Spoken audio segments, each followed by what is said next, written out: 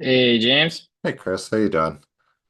I'm doing quite well, doing quite well. I just sent you the Yeah, I got it. Mentimeter link, but yeah, as I said, Throw it in I'll share it the in the Zoom chat during. absolutely. Awesome. Ah, Any final? Oh yeah, actually, real important quick note. Super unfortunately, Kelly, the judge from HubSpot, she emailed me a couple hours ago and said she just woke up feeling awful, dizzy, so she's not gonna be able to participate. So that's a wrench. I Unfortunate saw for that. I Kelly. I reached I Oh, flipped you an email and said that should we switch to three questions per judge then? oh, oh, sorry, I didn't see that email from you. That's okay. Strangely. I respond because she said she declined the email invite and then I emailed you. Oh, okay, yeah. Sweet. Yeah. So I was thinking, yeah, I mean, we could stick with the three judges. That should be okay. Otherwise, I mean, I can serve as a judge. Um, if we value additional kind of feedback and questions and make sure that the flow is fine. So what do you prefer? Just stick with three, or do you want me to fill in? I think having the fourth person is a nice idea from like a breadth of questions and the type of questions as opposed to like trying to push to the three judges. So yeah, if you don't mind stepping in as a judge, I think that'd be great. Yep, that's no problem at all. Cool. I will do that. Let me just kind Add of put yourself to together a the. couple questions. Yeah, yeah. Already. Let me pull this up. And you Hi, have, Catherine. hi, Catherine. Welcome to the backstage. So just bear with us for the next 5 minutes while we we get ready to rock and roll. And you have both presentation decks there, James. Yep. Give me one.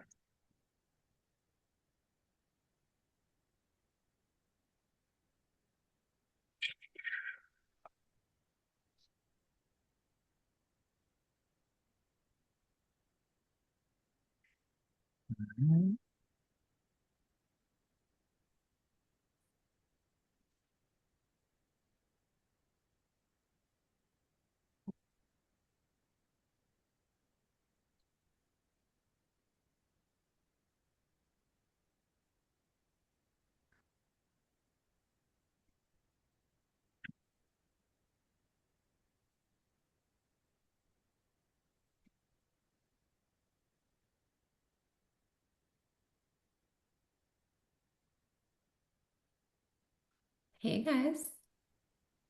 Hey, Bree. Hello there. Good to see you. How are we Yeah. feeling? Good, good. Amazing. Ready to It's get great. It's started. a super. Yeah, I know. It must feel like an exam type day, but I feel, hopefully it doesn't go like that. yeah, hopefully not. I feel like it feels more almost like an interview. Like this is like something you'd put together for like an interview that you were doing, like find an integration Yeah. me. So, Yep. you know, all that. But yeah, yeah, it's all good. Totally. Well, we're super excited. It's going to be a ton of fun. We're going to learn a lot. Hopefully, you have fun and learn a lot as well. Let me just pull this up. All righty. Oops. Yeah. I still can't believe that I ran into James in New York. That was This is like just purely organic. Yeah. Yeah. Yeah. Like literally I was like checking my bag at the hotel and then I was like walked by this guy sitting down and I was like, no. I was like, that can't be James. And then I was like, it really looks like him though. So I asked and he was like, yeah. So just random. Yeah. One of my Totally colleagues was staying at that hotel and I was doing some work in the lobby.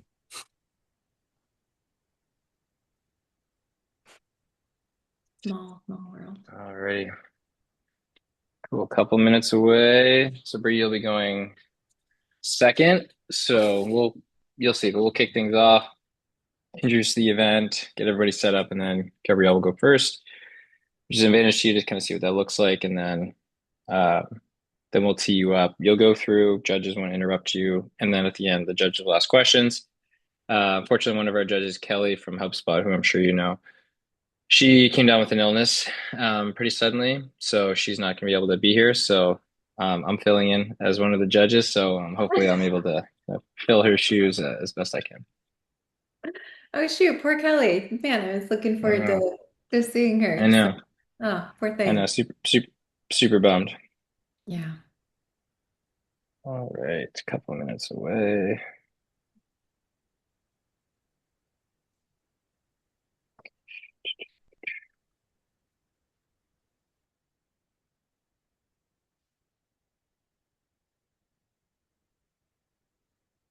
Any final questions, Bree, before we kick off? I don't think so. I feel like at this point, let's just, Here, let it rip. yeah, let's just do Let it. it rip. I hear you. Okay, James, I think you're all good. Hello. Hey, Gabrielle. Hey, Hey. Gabrielle. How we feel? How we doing? Nervous? Excited? I don't know. A little Wait, bit of what both. is it for you, Gabrielle? Are you based in Sweden? Correct. So it's 8 p.m. here. Oh my gosh, I could not do this at 8 p.m. My brain would be mush. I'd be like, Yeah, can't. I that's went impressive. to do some yoga here in my office. So I've stayed late at the office and I've done a bit of evening yoga. So hopefully that has aligned me to this. We'll see. Wow, wow. That's dedication. And Bree, are you in San Francisco? So it's 11, I guess. Yeah, 11 a.m. for you. Yeah, it's like plenty early. I'm actually in Portland, Oregon, but same. So Okay, yeah. very cool. Nice. Where in San Very Francisco, cool. Brianna? You live in the city or outside of the city? Outside of the city. Nice. hmm Yeah, where in Sweden are you based? I'm in a city you've probably never heard of, Båstad. It's like in between Gothenburg and Malmö along the west coast. Yeah, so it's a very small town, 15,000 people who live here all year round. Very popular summer city. Mm. Yeah. Okay. So if you're looking to vacation in Sweden, this is the spot. Yeah. All right.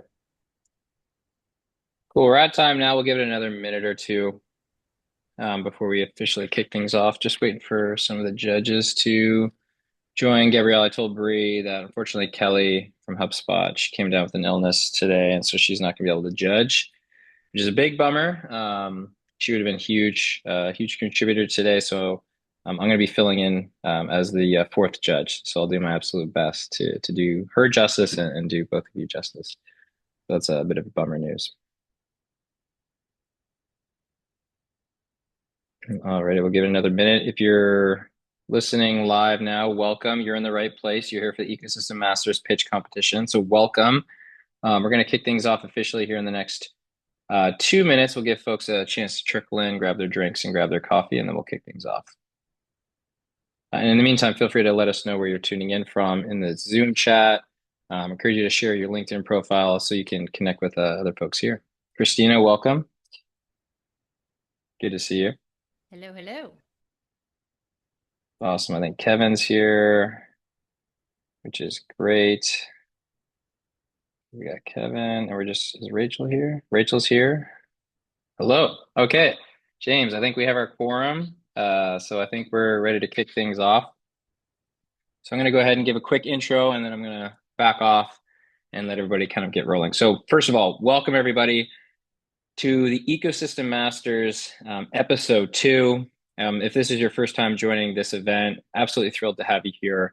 Ecosystem Masters is an event put on by my business, Partnership Mastermind, and it's meant to be this unique way to kind of showcase to the partnership community how some of the highest leverage moments in our jobs actually looks and feels like. I think a lot of us, especially in the IC layer, don't really know what it's like to pitch for a budget or pitch for an integration approval, so to speak. And we don't really know what that looks like to be in that room.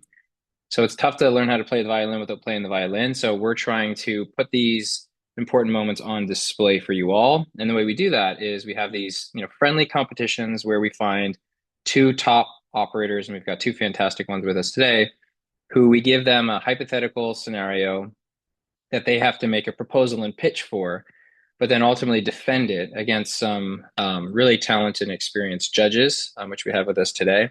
So that's the nature of the setup. We had our first ever competition back in December where Rachel Colley, who's one of our judges, and James Prince, who is actually our grand champion of that event and is now the host and moderator of this series, went head to head. They were given a set budget and they had to figure out how to generate the maximum amount of revenue for that and defend it against some really tough judges. So that was a fantastic event. We got a ton of feedback from that. So now we're continuing and expanding the series. Today's specific event is more product partnerships oriented, where everything is about how can you pitch to a committee of product and engineering leaders a specific hypothetical integration with the goal of getting it approved, right? So James, if you want to just scroll down the page, we can share some of the information with folks. So each of our two candidates, which I'll introduce in a moment, we're given the exact same company with the exact same specifics. So the specific company that they're pitching for today is called SignalForge AI, right? It had to have an AI company in here. You can see the details here, Series C, 120 mil ARR, mid-market enterprise. You can see some of the constraints we give them, current executive pressure, current ecosystem signals and market clues. So we gave them some information, and then their challenge was to build a specific or pick a specific integration that they wanted their company to prioritize next. And then they had to complete a canvas. We then built identical looking presentation decks to remove design bias. Today, what you're going to watch is you're going to watch each of our two candidates present their proposal decks, which are 10 slides each.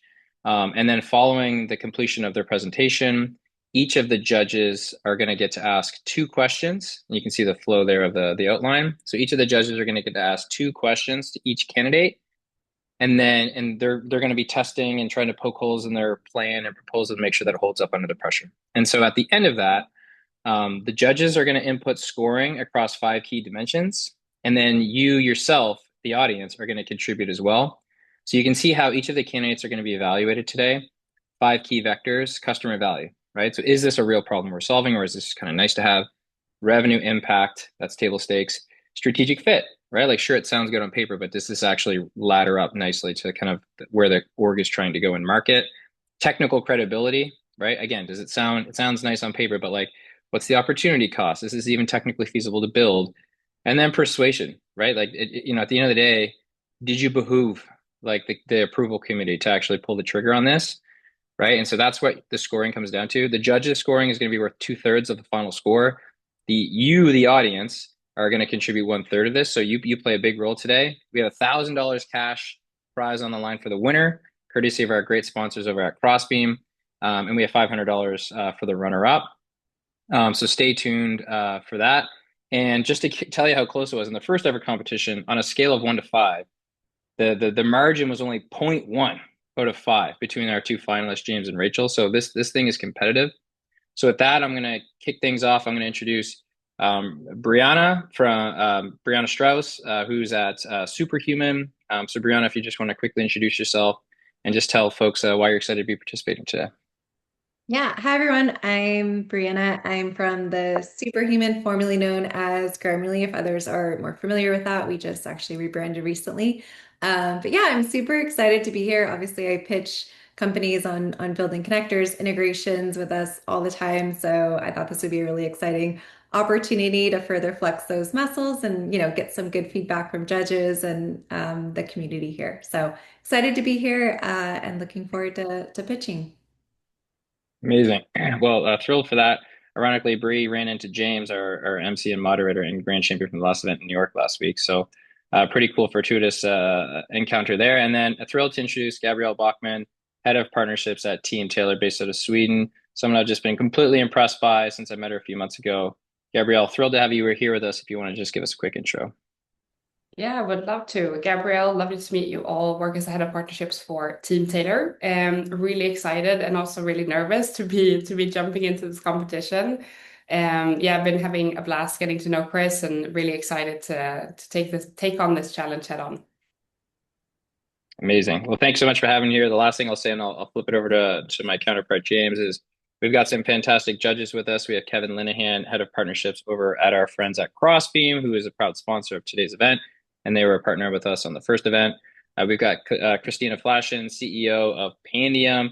I think she needs no introduction. She's one of the most candid thought leaders. I love whenever I need a dose of spiciness on LinkedIn, I just go straight to Christina's content, especially in today's AI world. There's a lot of misinformation.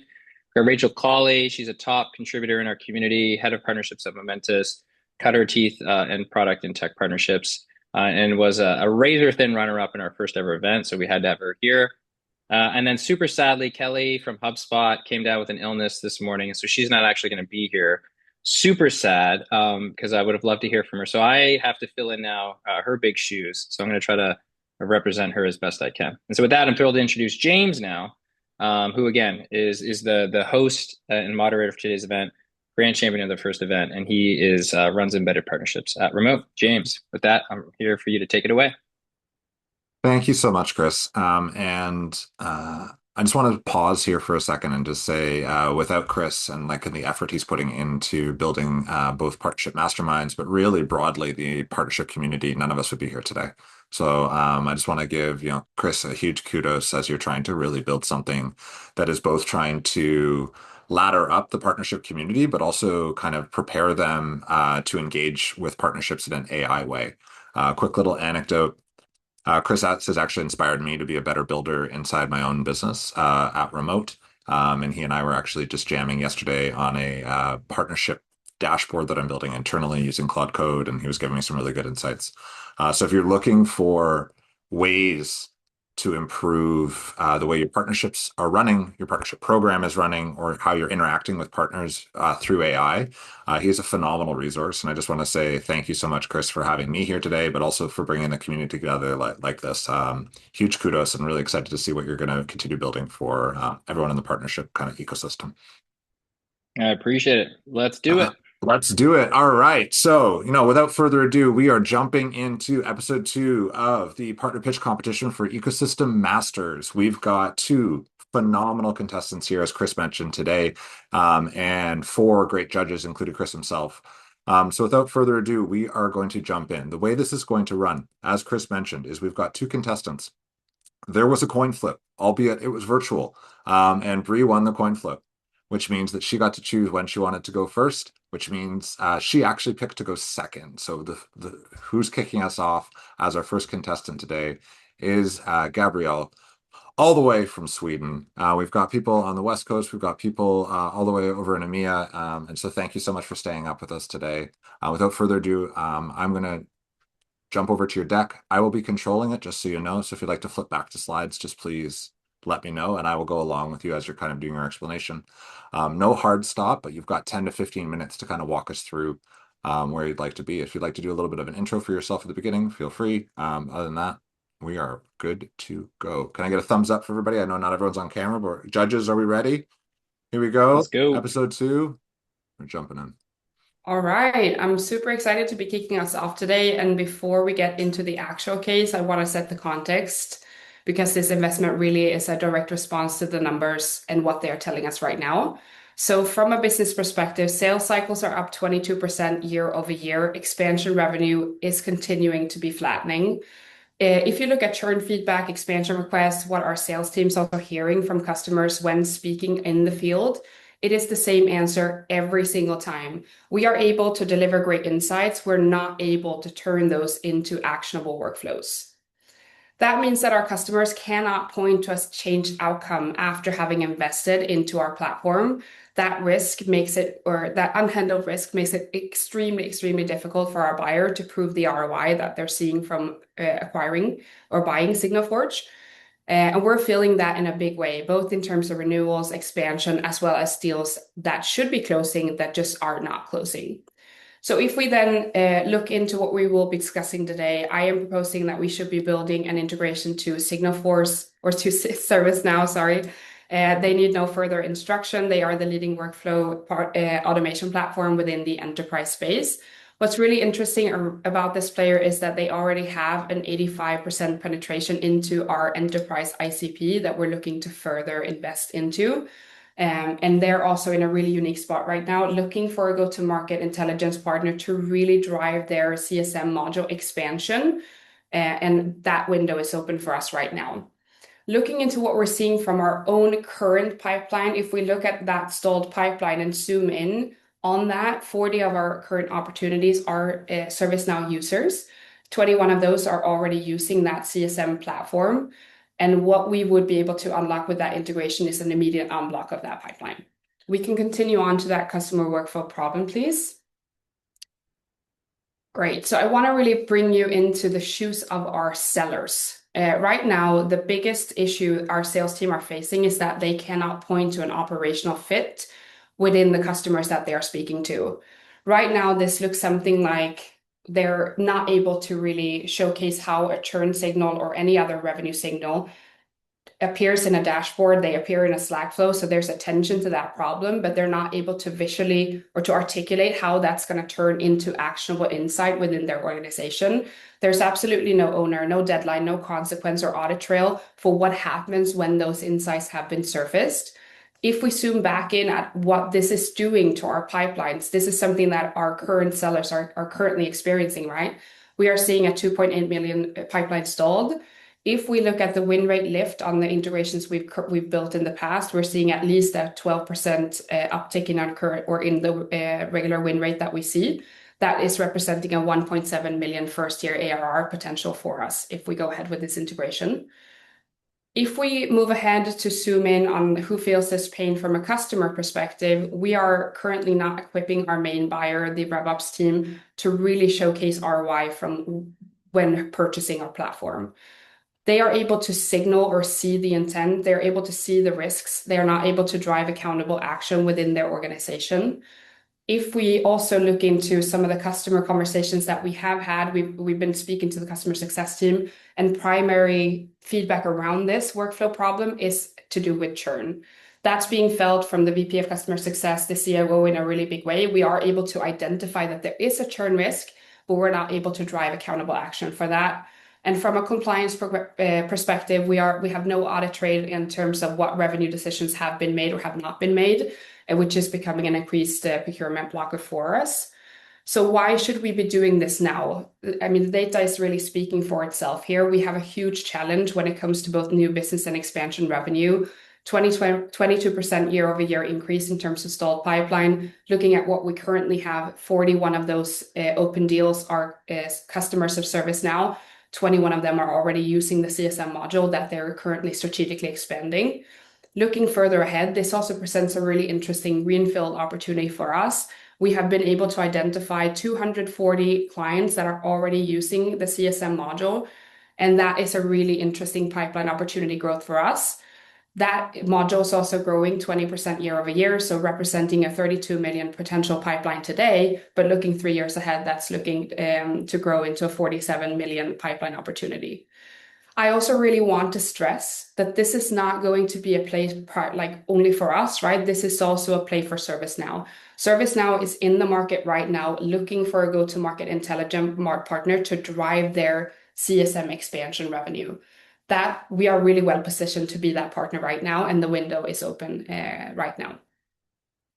So if we move ahead to looking what this could look like from a future state workflow perspective, this is how we could equip our sellers to really kind of articulate and talk about this operational fit problem that we have not been able to meet in the market thus far. We have chosen to design this workflow or this integration bet around one workflow. This can, of course, be extended to other expansion or revenue signals that we're able to surface within the platform. But we are already connected to the CRM systems, the product usage. We're surfacing that churn signal. Right now, that's dying within a dashboard or a Slack message. If we were to build this integration, that would be mapped into a CS incident within ServiceNow with a clear SLA, an owner, a severity scoring with an auditable record to showcase how we have action on that churn signal. I also really want to double click on the activation rate. So this would be posing as a really strategic opportunity for us from a product perspective as well. We would be going from an insights platform to an action-oriented platform. So we really want to zoom in on that workflow activation gate above 60% before we do any further investment to ensure that's a journey that we're taking ourselves and that we're taking our customers on. We can move ahead to the strategic fit and the commercial impact. And this is for me where it gets really exciting. I think that this partnership opportunity really presents a 360 opportunity in terms of how we can leverage this partnership to really grow both from a commercial and a strategic impact positioning. If we zoom in on the new customer acquisition, we have a current pipeline. We know they're using the CSM module, and that's 1.7 million pipeline that we can close within the first year. So that's a short-term outcome. Looking at the close loss reason, we also have 35% of opportunities that have been lost, stating workflow automation as the primary reason for not buying. That is pipeline that we will continue, or we will look to reopen, and we have confirmed that half of those customers are ServiceNow users. As I touched on in the previous slide as well, there's also a really exciting co-sell opportunity representing a total of 47 million in pipeline opportunity by year 3. One thing that I really want to spend some time really articulating on, which is a really big revenue risk that we're currently carrying. We are seeing that expansion revenue severely flattening, but we're also seeing that correlation with the churn risk being directly correlated to what this will solve. We've looked into the data within our existing customer base. 80 existing customers have specifically requested this integration. That is representing 10.4 million in ARR. 60% of those accounts are carrying a low customer health score, putting 6.2 million ARR at an active retention risk. That's something we should take very seriously. Zooming out a bit, we have 150 accounts that have requested workflow automation through other product feedback channels. I think that showcase a really strong appetite within our customer base for this type of functionality. And what we are anticipating to see is a 5-point uplift in NRR versus on integrated versus non-integrated cohorts. I really also want to stress any product, any integration, any feature we build can be copied. What cannot be copied is the unique partner positioning we have with ServiceNow. They are looking to strategically invest in a go-to-market intelligence partner to grow expansion revenue on their CSM module. They run a one per partner category play. So if we take this positioning, that would be ours to own. And that presents a really exciting commercial opportunity that we will be able to take to market. Beyond that, I think as well, it really presents an interesting product strategy for us. Considering we are wanting to push more enterprise, we need a new story to tell. Being a system of insights not good enough anymore. We need to push that product story to becoming a system of actionable insights, or being a system of action. And this integration will enable us to do just that.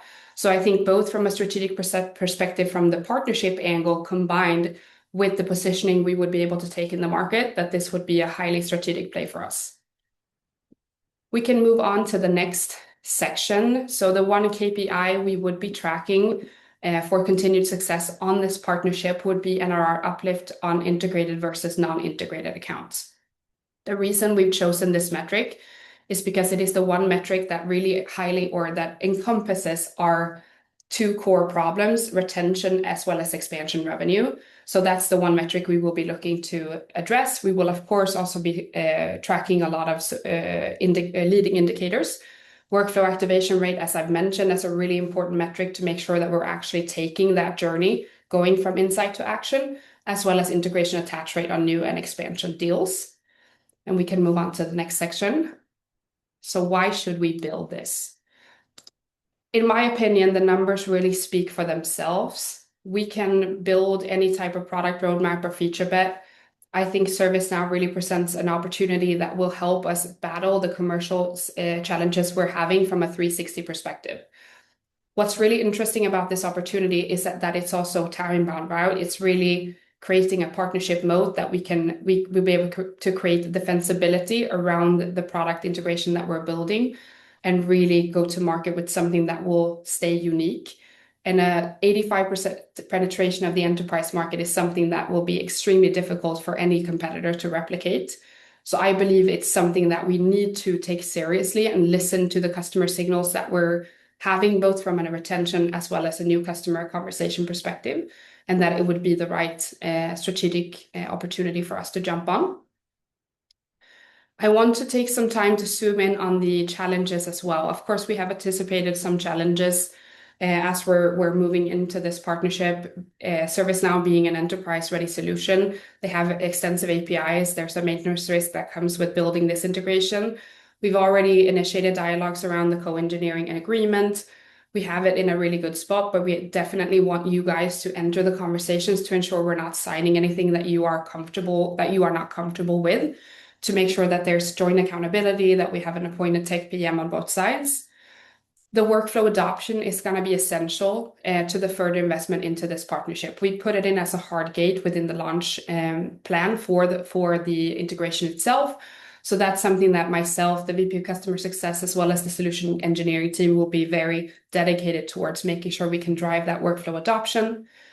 Implementation, probably your biggest concern as I'm walking you through this. I want to make sure that there's understanding that we will be working with the solution engineering team, creating an implementation playbook. We will also be engaging our own implementation partner network, as well as engaging conversations with the ServiceNow implementation partner network as well, to make sure we are well set up for all implementation cases.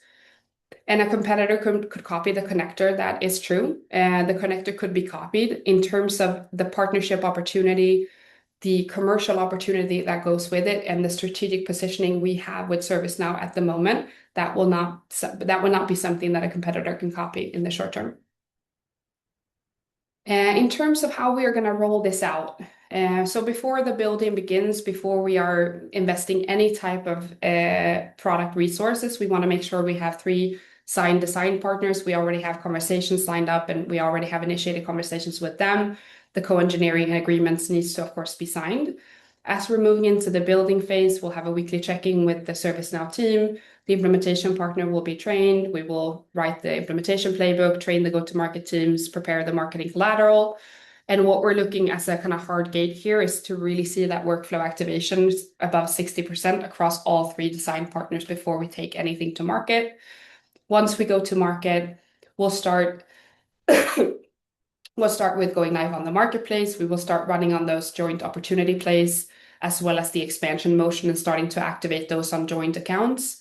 What we're looking to see is the integration attach rate appearing on both new and existing opportunities within 30 days of launching the integration.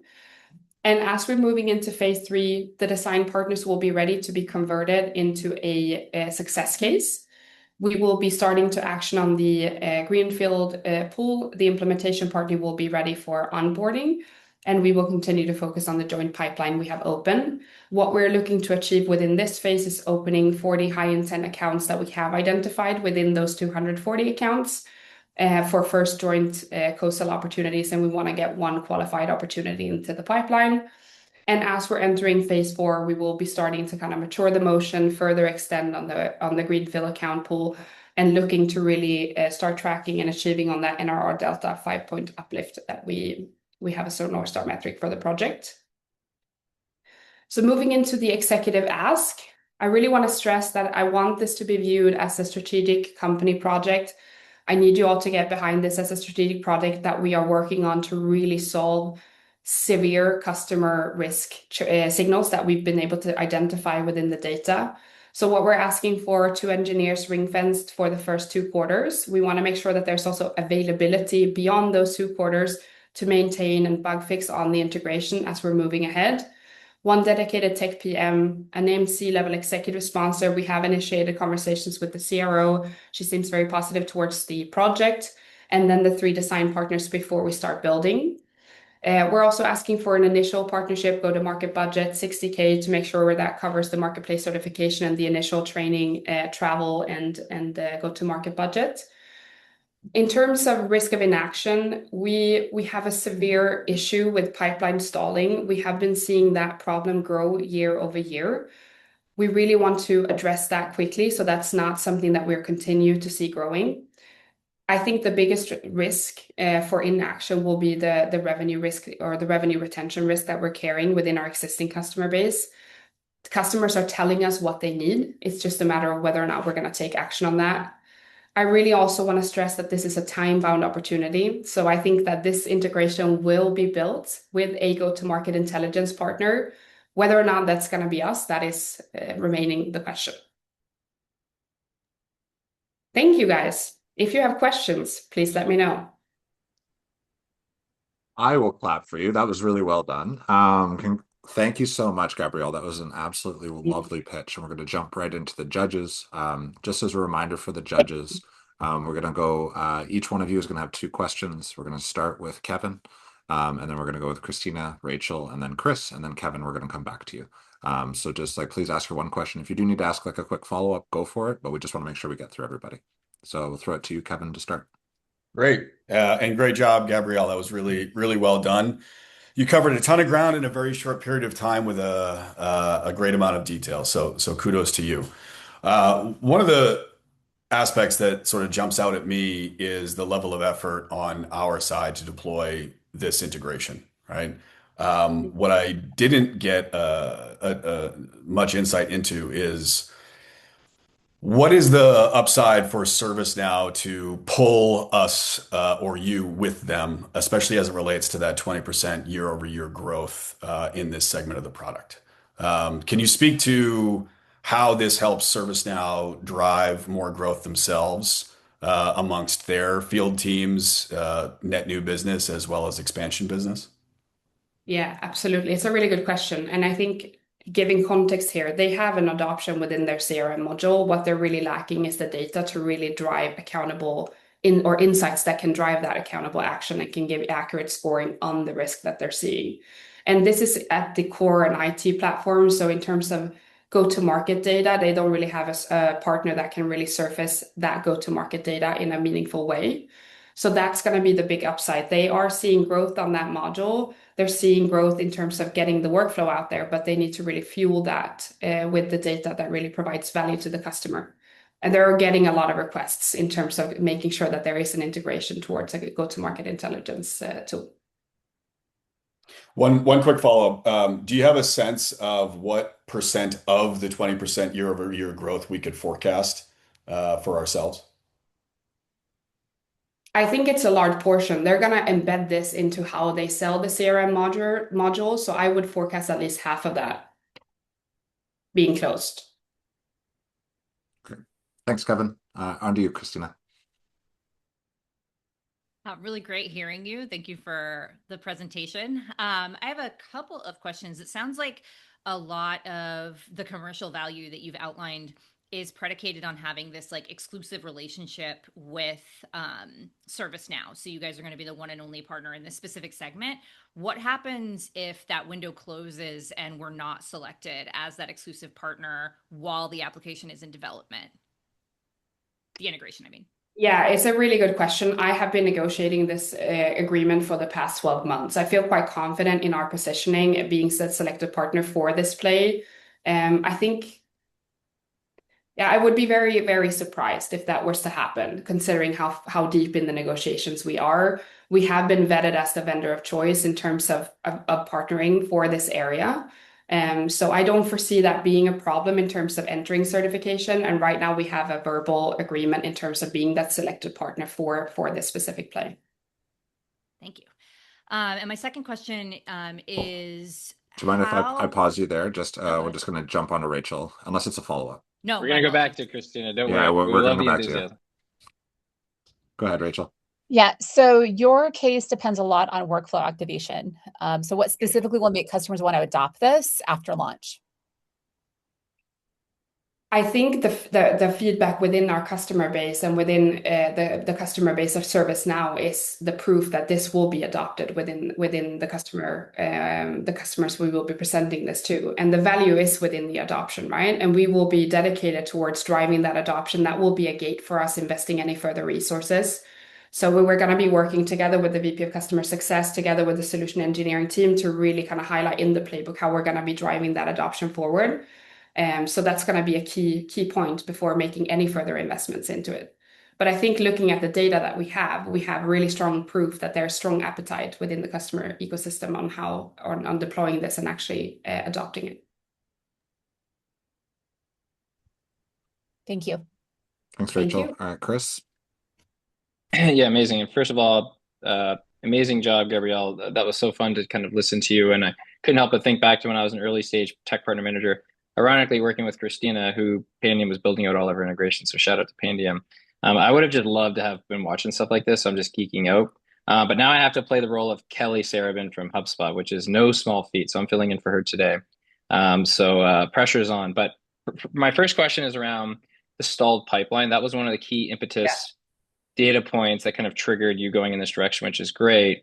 I've been burned in the past by leaning in too much into like internal optimism around like close loss reasons. So that's where my question is about. So you cite 2.8 million installed pipe. So my direct question is how much of that is from deals actively asking for a ServiceNow integration versus deals where sales, to be honest, are just being a bit lazy and using that as a close tactic, a hopeful close tactic.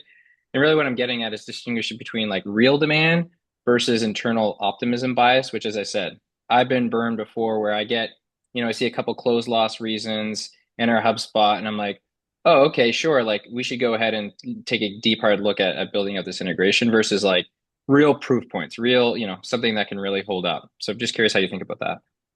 Yeah, no, it's a really good point. And we all have, I think, been in those conversations where we've been overpromised by sales.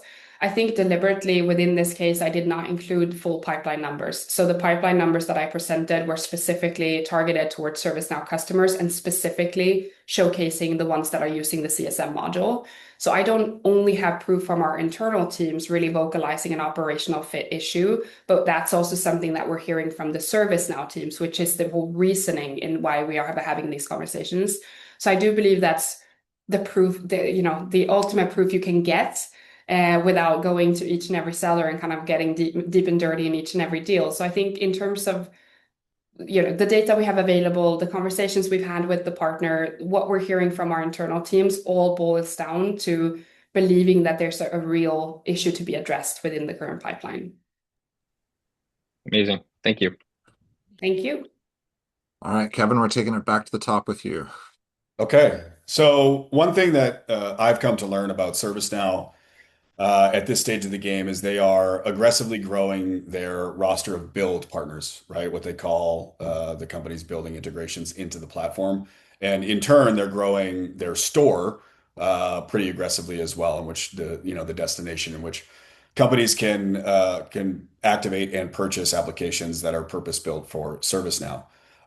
You didn't talk much, I don't think, about sort of the papering process and how you actually see revenue being generated from the creation of this integration. Do you anticipate ServiceNow being able to paper these deals themselves? Are you selling full platform of your solution in every case, or is there a monetization play through the ServiceNow store, potentially a lighter weight solution that we could monetize?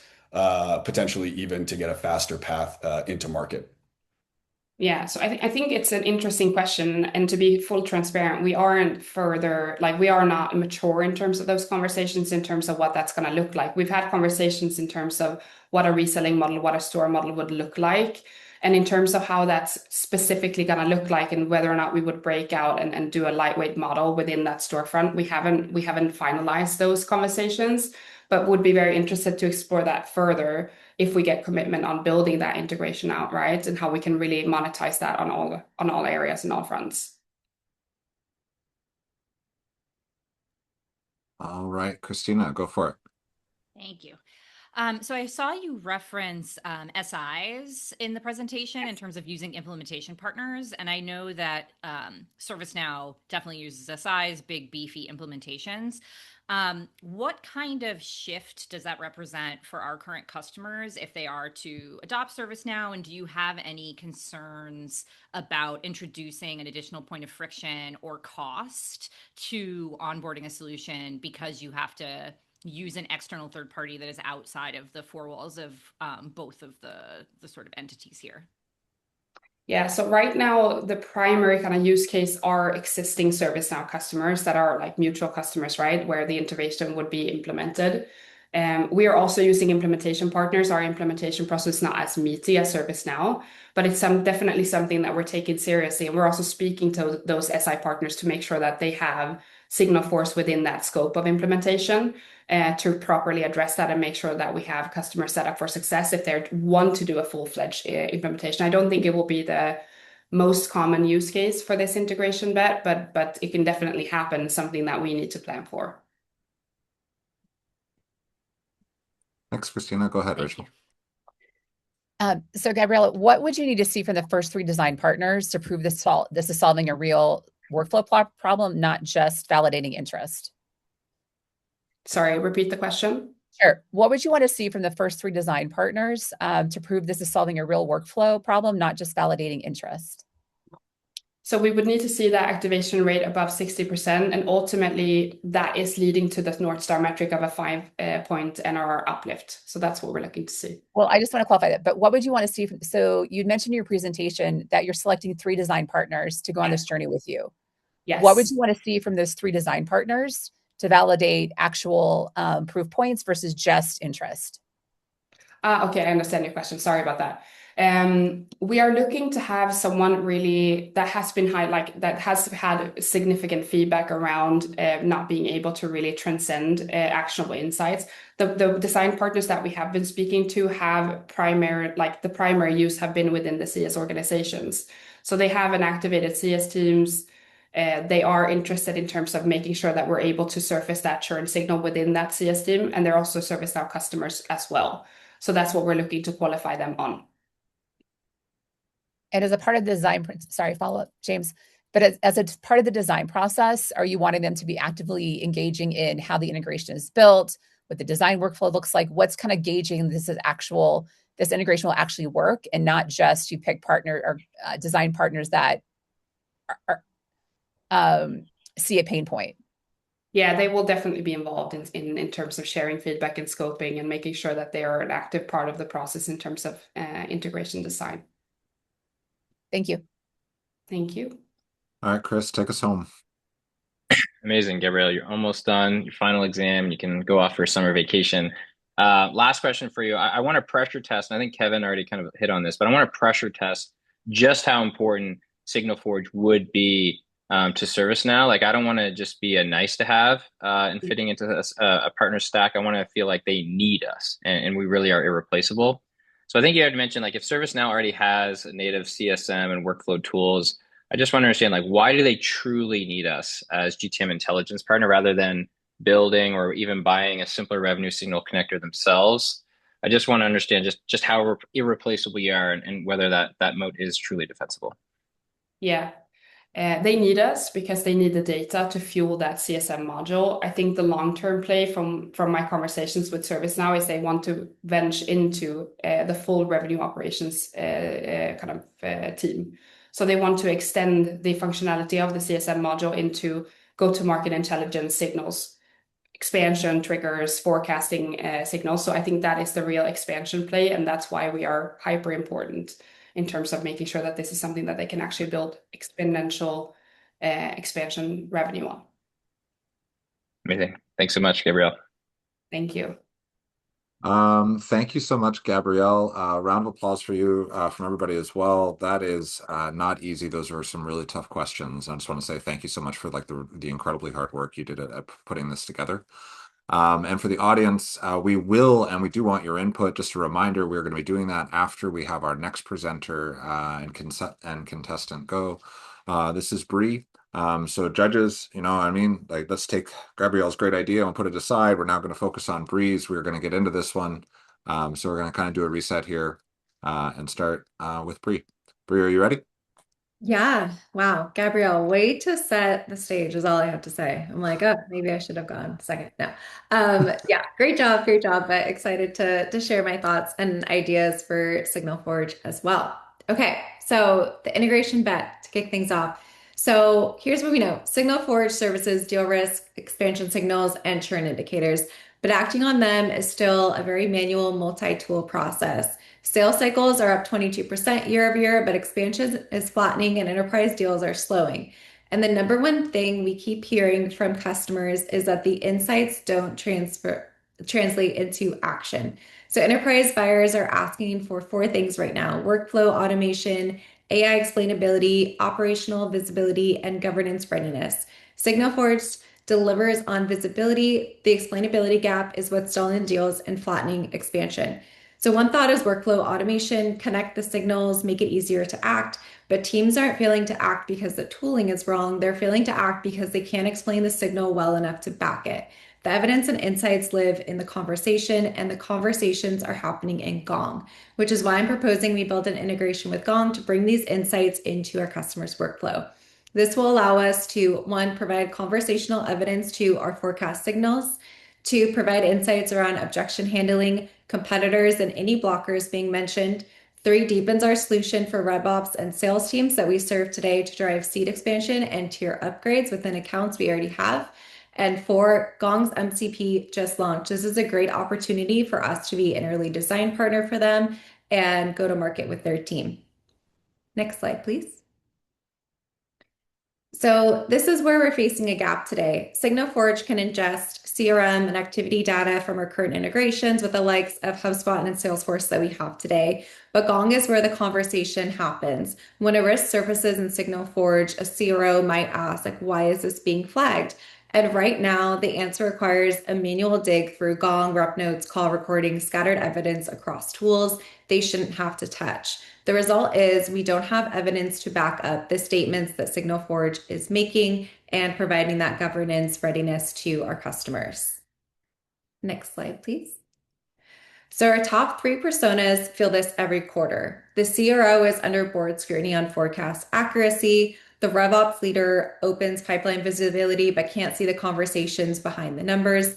The enterprise sales manager is reviewing multiple different tools just to inspect one deal. Gong just published their MCP server. They have 5,000 customers with the same exact segment that we sell into, mid-market and enterprise B2B SaaS. We can infer that most of them are already running Salesforce or HubSpot as their CRM solution. We can leverage our joint solution to connect the tools they already have to build a more complete sales solution. Buyers want explainability and governance readiness. SignalForge delivers the signal, not yet the proof behind it. That's showing up in longer sales cycles, more stakeholder scrutiny, and customers asking for explainability before they expand. So here's what changes with having a Gong connector. The CRO now asks, why is this still being flagged?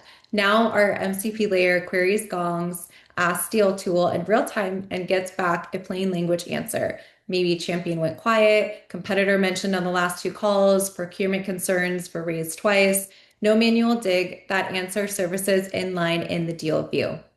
And forward looking here, step 5 is what makes this more of a bi-directional partnership, not just an integration, but we can also look to expand this in the future to where SignalForge pipeline data feeds back into Gong's tools, such as their briefer workflows to be able to prep the sales team before they're having these meetings, making both tools more useful. Starting with the MCP build, to provide a lightweight initial build POC with their team and potentially even expanding this to leverage their API as we determined how we want to grow this partnership with the Gong team. And regarding acquisition, Gong has 5,000 customers within our current ICP. We can leverage tools like Crossbeam to do account mapping and target overlapping opportunities through a dedicated campaign in product messaging and joint go-to-market efforts. We can look at overlapping solution partners to create a dedicated campaign on our new joint solution to expand our sales motion through partners and leverage the Gong team for co-selling and deal support. Gong, Salesforce, and HubSpot are already in most of these customers' stacks. SignalForge already integrates with HubSpot and Salesforce. This connector with Gong now makes for a stickier workflow across their current tool stack, making it harder to churn and higher expansion potential. We're not asking customers to adopt something net new or connecting tools they already pay for, but now can combine as a joint solution. So joint customers now become operationally embedded. SignalForge becomes part of how they run every forecast review. This directly solves the number one reason our enterprise deals stall. Buyers need to understand and defend the forecast, not just trust it. This will give them the evidence to do that. Next slide. Thank you. And so how will we measure success? So enterprise expansion ARR from joint Gong and SignalForge customers. The 90-day milestone is at least 5 joint customers live. At 6 months, we measure expansion ARR within that integrated cohort against a match set of non-integrated accounts. Our target is 10 to 15% lift in ARR, and we know from research done by companies like Crossbeam that customers with active integrations report 92% lower churn rates. If customers with active integrations are turning 92% less, it means they're staying longer, getting more embedded, and have more opportunity to expand. A customer who doesn't churn has time to upgrade tiers, add seats, and grow their contract. And before the ARR numbers materialize, there's three indicators we want to look at to tell if this motion is working. We'll look at Gong source pipeline, integration attach rate above 60%, and time to expansion within the integrated cohort, or in other words, how long does it take a customer to upgrade their contract after they activate an integration. We'd set an internal activation target of 60% among eligible joint customers within the first 90 days. If we can't get past that, it tells us there's an adoption problem we're solving for before we scale further with Gong. And why build this over other options, other bets? So we looked at options such as deepening our existing Salesforce and HubSpot integrations. This would be a low to medium effort, retains current customers, but it optimizes what we already have. It doesn't add a new data source, doesn't open a new acquisition channel, and doesn't answer the question CROs are actually asking, why is this deal at risk? Another option is a generic AI copilot, which would be high effort with unclear revenue impact. And it still doesn't solve the explainability gap because it has no conversational data to draw from. Gong is the only option that adds a genuinely new signal, reaches our 5,000 overlapping accounts, and opens a compounding ecosystem position. And then to cover some of the questions you may be thinking, the first one, Gong has its own forecasting. Is this competitive? No, Gong's forecasts from conversation activity. We're the broader pipeline intelligence layer. The data is additive and joint customers benefit from both solutions together. Second is the MCP timing. You're running roadmap resources on an ecosystem that's still emerging. Gong published their MCP server earlier this month. We have an opportunity to be an early launch partner, getting ahead of our competition, and being a design partner means we can help to inform the roadmap and any additional tools we'd find valuable to include. It's also a lighter lift for our team to build to connect to their MCP, which we are resource constrained at this point, and so it helps us get initially started without having a big ask to our product teams. Third, MCP doesn't return raw data. That limit us? The MCP handles real-time deal explainability, which is the core use case. The REST API can be a path for future custom modeling. We can use a phased approach to first build via MCP, review the initial metrics, and determine if a deeper integration is needed. And then fourth, implementation complexity will slow adoption. Our customers already run Gong plus Salesforce or HubSpot. No stack changes are required. We're not trying to change their current tool stack. We are adding to it to make the tools they already use more connected. And so there are 4 phases to this rollout. Phase 1 starts this quarter. Approach Gong's partnership team and secure design partner status. Phase 2, activate 5 to 8 beta customers already running Gong in Salesforce or HubSpot. No stack changes are needed. This is additive to their current workflow. Phase 3, lead the co-sell hook with you already have all 3 pieces in place. We're connecting them as a joint solution with Gong sellers, and we can even leverage our partners at HubSpot as well for co-selling. Phase 4 is where we can look at larger marketing moments like a joint case study with measurable forecast accuracy lift and flagship presence at their user conference such as Gong Celebrate to promote the joint solution to a wider audience.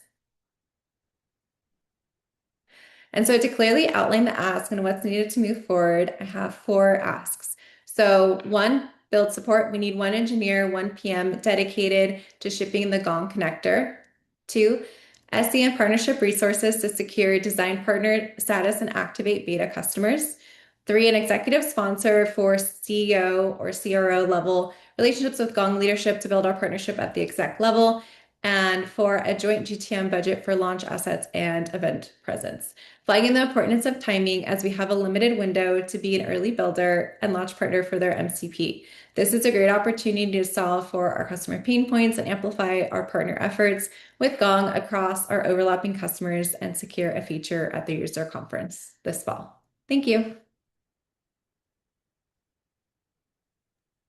Yeah, well done. Claps. Everyone clap for Bree. Bree, thank you so We're much. clapping. Snaps.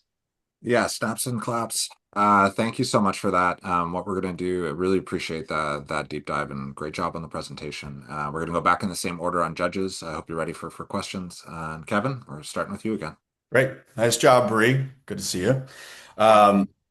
Side note, Bree and I have been working on some MCP connectivity with our own respective solutions. So this is fun to be talking in this context. Um, so I do actually want to focus in on the MCP specifically. So Gong has an MCP client. They have an MCP server. I believe from the presentation, SignalForge also has an MCP server. What is the logic behind building the integration into Gong versus just allowing these MCPs to push the data into an LLM? It seems a whole lot cheaper for us to go that route, especially considering it also assumes that the 5,000 shared accounts that we have, those 5,000 accounts are using Gong as their home base, meaning the place where they're operating their day in the life from, rather than operating out of an LLM or using some sort of agentic infrastructure. So why do we go down the path of building this integration into Gong versus just leveraging the power of our respective MCPs? Yeah, so good question. And just to clarify, I am pitching that we would build their MCP server into our MCP client to start. And then we could look at a bi-directional partnership where we also build into their server as well, so that, or sorry, their client as well, so that then we can also have information from SignalForge go into Gong so that our joint customers can also use it on their platform as well. But my initial pitch is to be able to bring this conversational data within to SignalForge so that the customers that, love our dashboards are leveraging the intelligence layer that we provide today can now additively have the information from Gong to get the complete picture from the sales presence in terms of what is happening with deals, why are things being flagged, and be able to bring that data directly into SignalForge. Kind of like a V2 would be to look at then like how we bring the data from SignalForge into Gong to further like prep sales teams that are more invested in using the Gong platform and want to have the ability to bring data between both platforms. Go for it, Christina. Thank you so much, Bree. Good to see you. I'm curious, thinking longer term, how you think about the cost implications of using an MCP and an LLM. Like, I personally think, and other folks think this as well, that we are in a moment where some of this compute is artificially subsidized and may become very expensive. So what happens if using an LLM is no longer like economically viable for SignalForge? I mean, I think there's a couple different paths. Like, obviously, everyone would have to, determine this together. We're all looking at like price points for LLM usage and, consumption rates and points there. I think the piece that I want to highlight is that if consumption does become really high, and obviously our customers are like heavily using the integration and finding a lot of value out of it, then that's another path that we can take to increase the tier that they're on, the subscription model, being able to move them up into a higher tier within our platform because they're already obviously like using it to that level. They want to be able to bring this data in. And so now let's capitalize on that and actually charge more to cover some of those consumption or modeling costs. I'd like to add my question to be a follow-up to that. Go for it, Rachel. Yeah. So again, I live and breathe integrations. And so my concern is as we increase the cost of integrations, churn becomes a real factor. So to follow up on Christina's point, like where does churn become a risk in this integration modeling? Because this is going to become quite expensive. The consumption fee gets quite expensive. So how do you mitigate risks as customer costs are going up? Yeah, that's a really good question. And it's funny because it's like two parallel paths, right? Like churn is supposed to go down with like higher integration usage, but then as costs increase, then obviously it becomes like more cost prohibitive. I would say there's a couple different thoughts. I think that from our perspective, like if we're finding a lot of customer benefits, we have to find a balance between like what we're charging for that integration and like consumption and like what we want to cover versus, making sure that our customers are also not getting stuck with a very large bill. I think there's kind of two different paths. If we find that like MCP consumption, it's getting too high, we do have the secondary option that we could look at in terms of like building via their API. It's still a viable build that we could work with their team on and be able to build out in that way if we're finding that the cost is just too high for us to continue using their MCP. Thank you. Go for it, Chris. Yeah, awesome. Fantastic job, Bree. Definitely, I learned a lot through that, and it was really cool to kind of see how you thought about things conceptually. My first question for you is around kind of what needs to happen first, so to speak, to not just substantiate or validate, but like create momentum, which we all know in partnerships. It's like so hard to create momentum, so hard to maintain it. So you always want to start off with like a big splash, so to speak. So it's obvious from our perspective at SignalForge how the Gong integration can kind of create leverage in our own product and for our own customers. I want to focus on the Gong side, right? So I'm curious, what is the single Gong owned workflow that this integration has to improve first? Because obviously there's multiple workflows that Gong enables for their users, forecasting, deal inspection, AE prep, co-selling, et cetera. So which of those, so to speak, do you view as being essential to kind of show value and improve first to really just validate and ultimately create excitement and momentum around the partnership? Yeah, absolutely. I think there's a couple different ideas. I mean, having obviously the intelligence layer that SignalForge provides, like if you're looking at Gong and you have all your call data, all your information, like you want to synthesize that in a dashboard. Like your RevOps leader, your CRO, they're not going in to view all the different pieces. They want one consolidated view that they can take a look at to see what's happening across the sales org, like what things are being flagged, what's happening with deals. They want that holistic picture. And so SignalForge really provides that value for Gong customers to be able to leverage that information and utilize SignalForge's intelligence layer to then synthesize the information that they're receiving from like a broader sales perspective. Perfect. Thank you. All right, Kevin, we're back to you. Yeah, similar to Gabrielle's presentation. Can you speak a little bit to the sort of where the new business incremental revenue growth is going to come from? You talked mostly about expansion revenue. I think that as an executive in the company, we expect to expand some of that independent of this or any integration, right? Just based on our own controllable inputs. What is the plan to drive new revenue through this integration, specifically from within Gong's install base of customers that represents white space for us? Yeah, so Gong has 5,000 customers that are directly in our targeted ICP. So, first, what I'd love to do is leverage our cross-beam overlaps to see where the opportunities are that we could sell into Gong and work with their teams for like deal support, co-sell support. We can also leverage some of our relationships that we have on the HubSpot side. We have great solution partners that resell both solutions, and now Gong is another solution since they already have an integration as well with between Gong and HubSpot.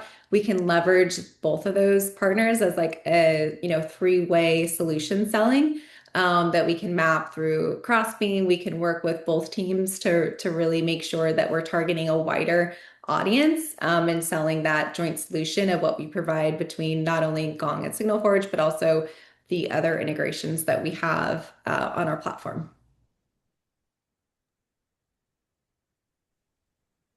You're up next, Christina. So there are a billion, I feel like, call recording tools now. I feel like every time I join a call, there's five Meet note takers. And I think the switching cost between them is actually quite low. Gong is one of like the largest, I think, incumbents. But I do wonder how you think about both like why you selected Gong as the partner to go with, and also if you have concerns about the future churn of companies off of a product like Gong onto the next shiny object, because the switching cost is pretty low and the level of investment that it would take to build this integration. Like, how did you think about them over others? Yeah, I feel you on the million note takers too. But yeah, so from the Gong side, like we already know that our customers are using Gong today. We have that data. We see a lot of overlap in terms of our customers and them using, Gong solutions. And so we do feel that this is a really strong signal for our joint customer base to really be able to bring that solution to SignalForge. There is obviously could be the possibility of churn, but Gong has a pretty big stronghold in the market. They're the number one, sales solution in terms of being able to take call recordings and filter that out into more of a sales intelligent layer. So I do feel like they are very beyond your, basic note takers that we see today and provide an additive layer that a lot of our joint customers are already using.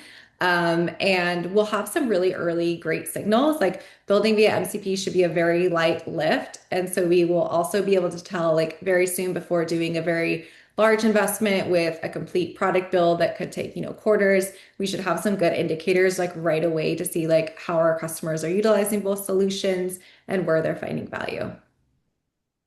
Thank you. Awesome. All right, Rachel. Yeah. So for any integration, I think that there has to be value on both sides of the house. So as you look at from Gong's perspective, where would they see the value? Or where would they see the success look like to Gong in the first couple of phases of your plan? Yeah. So where they see value is being able to leverage our like sales intelligence platform. We have, a lot of customers that are using SignalForge today, and we have a lot of customers that we can, assume are also using Gong as their like sales tool solution. So bringing those two solutions together to be able to tell that complete story and leveraging our intelligence layer, Gong gets another basically like additive surface that they can be available to all of our customers and be able to expand between not only their customers but our customer base as well. So they'll get exposure within our platform as well as the go-to-market that we do for the joint solution. Great. Thank you. All right. Last question. You're almost done as well. Final exam, final question. We all know what that feeling's like. Cool. Fantastic job in the questioning period. Last one for you. I always like to think, picture and assume success. So it's like a year from now, assume everything crushes. We have this fantastic result. And then if I believe that, then it's like, okay, well, what must be true for us to be there? So in that vein, the question for you is if this works as good as we could hope, what would Gong brag about in the joint case study? Right? I really want to understand from their perspective why they would be motivated, why they would be excited. So if your grand plan comes to fruition, what could you imagine Gong bragging about in some type of joint case study in a year from now? Yeah, I mean, I think what Gong would brag about is just being able to have further insights into deals. Like, teams close deals X% faster, or deals like don't churn X%. And so being able to really leverage the intelligence layer that our company provides and bring that all in together so that our joint customers have a complete view of the sales cycle, where customers are doing well, where customers need more support, or if any deals are at risk, and being able to have that in one consolidated view. Amazing. Cool. Thank you so much. Congratulations to both of you. Awesome. Thank you so much to our judges for those great questions. We're going to pause here. I'm going to put a timer on. My request out to each one of you in the audience is that in the chat, you've got the Mentimeter, so please put in your scoring. We've got 3 minutes to put in your scoring, and I'll just do a little bit of a wrap up here. No matter how many times you pitch, or no matter how many times you're in front of executives, like you learn something. And I just want to say, first of all, thank you for the judges for your incredibly thoughtful questions. Very deep. You were clearly listening to the solutions, and more importantly, thank you to Bree and Gabrielle. Those were two incredibly well thought out ideas. The things that I really learned about was, Bree, you're digging into this idea that like between MCP layers and understanding consumption rates on partnerships and how that can actually limit the growth of a partnership is something that I'm going to take away from this. So thank you for that kind of clarity. As like, MCP becomes a ubiquitous and we all talk about it, like understanding the impact of those cost models on the potential partnership is like really important. So I just want to say thank you. That's what definitely a takeaway. And Gabrielle, for you, really thinking about and that language around the 360 around the customer. I personally haven't heard that language before. So really thinking about kind of like I've heard it kind of references full funnel before. Really thinking about that 360 relationship of like how the partnership is going to affect churn, top of funnel, existing pipe, and then blocked pipe, I think is a really great way to kind of provide that like clear window into like what the partnership is going to do. So those are my personal takeaways. For everybody else on the call, I would love it if on the call, meeting, presentation at the competition, please feel free to throw some of the insights that you kind of are taking away from this. And I also just wanted to call out both Bree and Gabrielle did a phenomenal job answering questions under pressure. They both did some really great things that I think all of us can take away from mimicking language that the judges were using, to nodding along with answers. There's like some body language and persuasion tools and tips and tricks that they kind of just did, that I think is like something that like all of us can kind of like learn from, as you're kind of as you're under fire for an idea that you have. So I just wanted to say like they both did a phenomenal job of kind of pausing, deep breaths, making sure that they understood the judges, asking for follow-up and clarity. Some things that you do see like when you're kind of when you're defending an idea. So those things were all just like really impressive. And Chris, go throw it to you. Yeah, amazing. Yeah, amazing. Well, look, we're countdowns on. Please get your votes in. Once this timer is done, we're not going to accept any more submissions. While we tally up the votes, and we're like 3 minutes away from announcing our grand champion here, would love to just hear from our two contestants real quick, just to get your like in real time reaction to like what did this even feel like relative to your expectations coming in. So, Gabrielle, would love to just hear from you really quickly as we tabulate the results. What was this like for you from your experience? What did you kind of learn in general, learn about yourself even, and then I'll flip it to you, Bree. Yeah, what did it feel like? Lots of I felt lots of flushed in my face. I thought it was fun, nerve-wracking, exciting, all at the same time. So I think that's what happens when you put a bit of pressure on. It was good. It was good fun. And I'm really proud of myself that I did this because it's really far outside of my comfort zone to kind of put myself on display in front of all of you partner professionals out there. So yeah, really enjoyed it. Thank you guys. Amazing. And Bree? Yeah, yeah, similar sentiment. It's kind of one of those things where in the moment you're like, why did I say yes to this? But then, it's a great experience, like work through, and just kind of further flesh out those skills and get some, different insights from like your org in terms of like how other teams would think about an integration build and the kind of questions that they would have. So, yeah, glad it's over, but it was great fun. So appreciate the opportunity, Chris. Amazing. Well, congrats again to you both. I am literally just tabulating the results right now. Just give me 1 second here, everybody, doing some math. Uh, we're super close. Okay, here we go. Alrighty. We have a winner. Okay. Well, look, first things first, shout out to our judges. Kelly, we're sad you're with us, but thank you, judges, for taking precious time, really actually leaning in and taking this seriously. Thank you to our contestants. Needs not be said how well a job both of you did. The preparation and going into this, how scary it can be. Hopefully this is useful for all of you listening. And if you really enjoyed it, I would encourage you to share it on LinkedIn to tell everyone that your experiences was. Shout out to you, James, for hosting this after winning our first ever competition. But the time has come. We are ready to announce the grand champion. As a reminder, our Ecosystem Master Champion episode 2 is going to get $1,000 cash prize, not hundreds of gift cards, but you're actually going to get real cash. Podcast feature, a few other cool prizes. We're going to do a lot of features for you. And then our runner-up is walking with $500 cash prize, a certificate, as well as some features as well. But that being said, I am thrilled to announce, drum roll please, the second ever winner of the Ecosystem Masters pitch competition is, in a tight race, Gabrielle Bäckman. Congratulations, Gabrielle. Congratulations, Brianna, as well, for such a fantastic showing. But Gabrielle, you were voted on by both the judges and the peers as today's champion. How does it feel to be the Ecosystem Masters pitch competition master?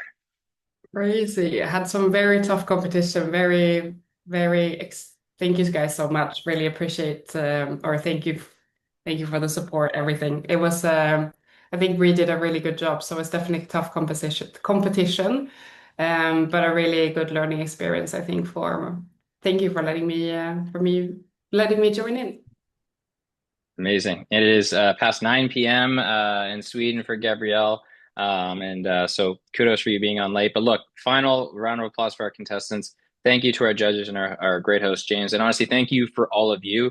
I know you all have full schedules. It's hard to carve out the time, but we want to always put a premium on useful content. So we hope that today was useful and even inspiring. So we're going to have a lot more of these coming up. So stay tuned. Thank you so much. We'll be sharing the recording and we'll see you next time. Congrats again to everybody. See everybody.